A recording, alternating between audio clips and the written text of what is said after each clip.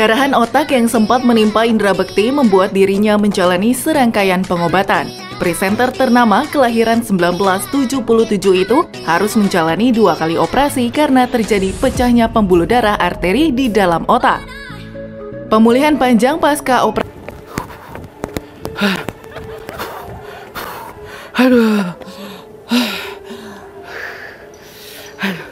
Halo, selamat pagi pemirsa Hidup Sehat TV One dimanapun Anda berada. Nah, kali ini kita ketemu di Hidup Sehat ala Indra Bekti nih. Nah, jadi ini adalah kegiatan aku nih setelah sakit kemarin ya, sempat pecah pembuluh darah nih ya. Dan kali ini aku sedikit adakan olahraga kecil-kecilan aja. Ini kayak jogging-jogging gitu untuk ya tentunya menambah stamina, tetap sehat, tetap bugar, seperti itu. Nah, nanti kita juga akan ngobrol-ngobrol dengan dokter yang tentunya akan berbicara seputar kesehatan saya nih. Makanya penasaran? Ikutin terus ya. Cuman di Hidup Sehat ala Indra Bekti. Oke? Yuk!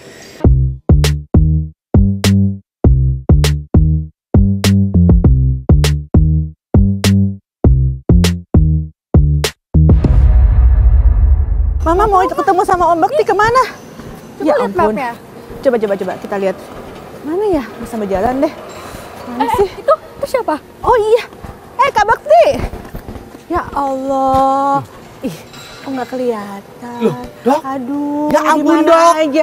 Ih, Kok tadi aku beda bentukannya? Lebih apa nih? Lebih cantik, Ya. lebih langsing, lebih keren. Ya Allah, Ya apa Allah, kabar, Dok? Alhamdulillah, sehat. Sehat ya, Dok ya? Ini udah seger banget loh. Alhamdulillah, Dok. Makanya, Dok. Nah, ini kita mau ngobrol-ngobrol lah, Dok ya. Boleh. Jadi nih ya, pemirsa, kita sudah bersama Dok. Coba kenalin dirinya, Dok. Halo pemirsa, saya Dr. Helda, spesialis mata. Nah, tadi nih saya keliling-keliling cari Indra Bekti kemana dong. Ternyata kita sama-sama saling nyari ya Kak Bekti. Iya, betul. Aku juga nyari. Aduh, ya Allah. Kemana keliling. Lah, akhirnya alhamdulillah untung berhenti. Jadi kita ketemu ya, Dok ya. Alhamdulillah. Dok, mata saya ini ada sedikit gangguan. Oke. Nanti kita akan mengetahuinya lebih lanjut, tapi habis ini aja ya, Dok ya. Siap. Jangan kemana-mana, makanya tetap bersama saya di Hidup Sehat TV One. Ya, pemirsa TV One, ketemu lagi, balik lagi di Hidup Sehat ala Indra Bekti. Nah, kali ini saya bersama Dr. Helda nih, Dok. Jadi kita mau konsultasi dikit lah ya mengenai kesehatan saya ini nih ya kan. Boleh. Dokter tahu kan yang saya itu terkena stroke ya sekitar akhir tahun 2022 itu. Nah, jadi sebenarnya pecah pembuluh darah saya, terus tiba-tiba ini menembus juga ke mata gitu, Dok, sepertinya ya. Itu yang saya alami. Nah, setelah di operasi gitu, dua-duanya sudah, tapi ini sekarang mata saya malah kok masih belum kayak lihat normal gitu ya. Jadi kayak kalau lihat dokter nih gitu ya, sebelah kiri ini, kalau saya tutup gini, nah mata sama hidung dokter gak ada. Nah, itu kenapa ya, Dok? Jadi kalau misalnya, mungkin dari awal dulu ya Kak Bekti ya. Waktu pas Kak Bekti ada stroke perdarahan di kepala. Ya. Nah, itu kan Kak Bekti juga matanya juga mengalami kayak ngelihat sesuatu ya? Apa tuh? Jadi kayak merah gitu, Dok, di dalam layar air. merah gitu ya. Betul. Nah, itu kemungkinannya memang sudah ada muncul juga perdarahan di dalam bola mata. Jadi bola mata kita itu kan di sisi depan tuh ada kornea, tengahnya ada lensanya, bagian tengah tuh ada namanya vitreous. Vitreous tuh kayak bentuknya kayak jelly. Di bagian belakang tuh ada namanya retina. Nah, retina ini lapisan saraf mata. Di ujung retina tuh ada kabel yang bawa ke otak. Itu namanya optic nerve. Nah, jadi memang ada satu sindrom itu yang dia tuh memang bisa seringkali terjadi bersamaan antara perdarahan di otak dengan adanya perdarahan di area bola mata. Entah itu di vitreusnya atau mungkin dia perdarahan di lapisan retina tuh yang tadi aku bilang gitu ya. Tapi udah bagus kan ya Kak Bekti sekarang itu, ya? Setelah operasi, saya udah lihat jelas ini yang sebelah kanan. Nah, tapi yang sebelah kiri ini masih ya. kok kayak scratch gitu ya, ada kayak ada orang ngapus. Muka saya aneh ya kayaknya ya gitu. Kok, muka dokter tuh kok berantakan. Maaf ini sebelumnya. Nah, itu apa penyebabnya itu gitu? Apakah karena kalau saya merasa bahwa itu saya kucek-kucek, Dok, gitu. Karena memang cukup gatal, Dok, gitu. Terus saya kucek-kucek. Nah, mungkinkah itu bisa menjadi penyebabnya?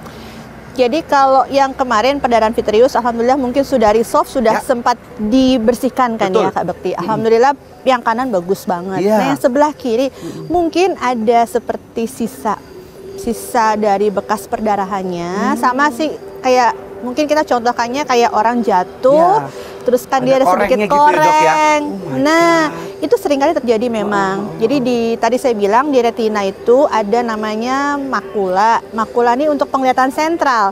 Nah, pada beberapa case perdarahan vitreous ini dia itu ada kayak makulanya sedikit ada lubang atau terangkat atau mungkin ada kayak membran. Jadi akhirnya penglihatan sentralnya terganggu.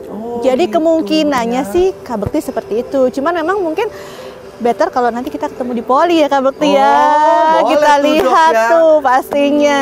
Bener. Penyembuhan untuk sementara ini apa yang harus dilakukan nih dok?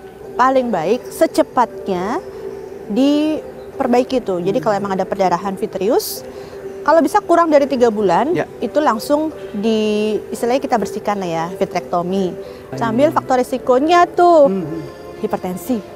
Betul dok. Nah, hipertensi. Itu dia tuh hipertensi saya dok. Hipertensinya dikontrol, kolesterol juga mungkin makanannya yang enak-enak. Ya betul dok. Rebus-rebus aja lah ya. Merokok kan udah enggak ya? Emang tidak. Emang tidak kan? Oke, sip lah. Itu juga salah satu faktor risiko kan. Diabetes aman kan? Diabetes kadang ada, kadang hilang gitu dok. Kalau gitu jangan lihat saya terlalu manis. Aduh.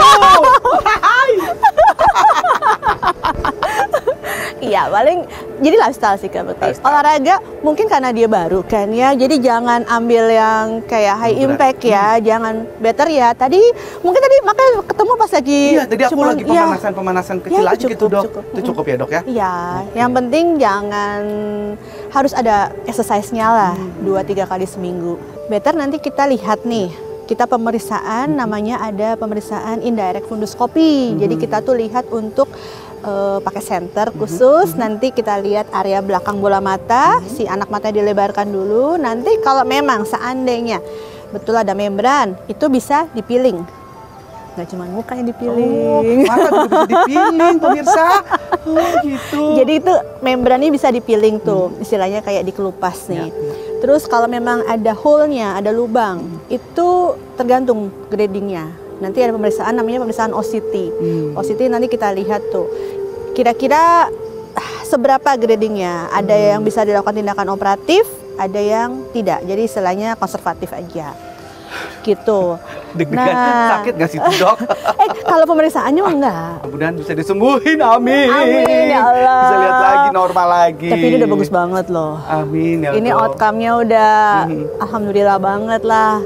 Nah tuh jadi pemirsa, mudah-mudahan ini bisa menjadi informasi tambahan nih. Mungkin ada yang sama juga ya, ada yang kemungkinannya banyak sih Kak Bekti. Kemungkinannya banyak, cuman mungkin ya lack of information gitu kan. Ya, jadi memang pokoknya apapun yang terjadi, datang secepatnya ke rumah sakit atau klinik terdekat pada saat ada sesuatu hal yang nggak bener. Cuman mungkin yang message-nya untuk yang model kayak Kak Bekti ya, perdarahan intrakranial tuh seringkali kan bikin pasien ini nggak sadar. Nah, nggak sadar tuh dia bahkan juga nggak bisa bicara, nggak inget apapun betul. Jadi untuk melihat pun dia nggak tahu nih dia buram atau enggak gitu kan. Nah, better sih baiknya setelah itu juga ada konsultasi dengan dokter matanya. Secepatnya lebih baik. Karena memang seringkali yang tadi saya bilang sindrom Kak Bekti ini, Terson syndrome ini terjadi bisa dalam waktu hitungan jam, hari, atau beberapa minggu. Bisa sampai 40 harian juga masih bisa. Waduh, gitu. Secepatnya diperbaiki, outcome-nya bagus banget, alhamdulillah. Betul banget sih. Makasih banyak Dokter Helda ini. Ya ampun, sehat-sehat pokoknya. Udah mau jalan-jalan, mau ketemu di sini juga sambil olahraga. Nah, untuk pemirsa Hidup Sehat TV One, jangan kemana-mana karena kita masih akan ada lagi yang seru setelah yang satu ini ya. Tetap di Hidup Sehat. Aduh, nah pemirsa Hidup Sehat dimanapun Anda berada. Sekarang saya habis olahraga, udah seger, udah mandi, ya kan? Udah cakep. Sekarang kita sarapan dulu. Nah, kali ini sarapannya tentunya yang sehat-sehat juga. Jangan yang sembarangan. Nah, kebetulan restoran yang akan saya masukin ini memang menyediakan makanan-makanan sehat. Sekarang udah menjamur di mana-mana di Jakarta. Udah ada nih ya sarapan-sarapan sehat atau makanan-makanan sehat yang berikut ini. Kita lihat aja seperti apa. Yuk, ikutin yuk. Yuk di sini yuk. Apa kabar, Mas? Waduh, kangen ini kita udah lama nggak ketemu ya. Lama banget. Mas, seperti biasa nih aku pesen yang itu ya, matcha latte-nya, terus sama chef's bowl-nya. Chef bowl. Ya, yuk. Nanti kita siapkan. Ya, siap. Kasih, Mas. Hai pemirsa Hidup Sehat TV One, dengan saya Chef Taufik. Kali ini saya ingin membuat menu pesanan Kak Indra Bekti dengan nama Chef Bowl. Dengan ingredient ada nasi white dengan sushi rice, crispy nori, furikake, tomat, dan daun bawang. Kita lihat cara buatnya seperti ini. Ini salmon, per satu bowlnya 300 kalori. Dengan kita mix dengan white sauce. Diaduk rata.